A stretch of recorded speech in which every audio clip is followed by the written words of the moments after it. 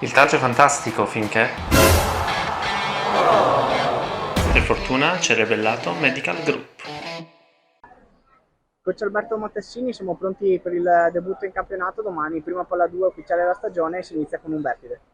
Sì, finalmente inizia la stagione, abbiamo lavorato duramente in questi 40 giorni pre-campionato, c'è grande voglia di metterci alla prova e abbiamo subito un'avversaria di indubbia qualità, allenata da un ottimo allenatore con delle giocatrici esperte della categoria, sarà subito un banco di prova importante. Ecco, cosa ti aspetti da questa prima partita anche in base alle indicazioni che ti ha dato la squadra?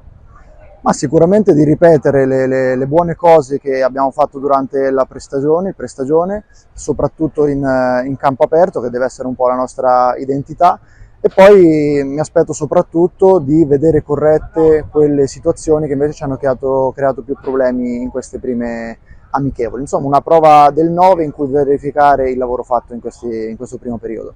E poi c'è naturalmente subito l'effetto casalingo, perché insomma vincere in casa aiuterebbe subito la prima volta. Sì, noi dobbiamo cercare di creare un fortino al Pala Pascale, quindi partire con una vittoria sarebbe molto molto importante. Sappiamo che questo è un fattore che gioca a nostro favore e dobbiamo sfruttarlo al meglio.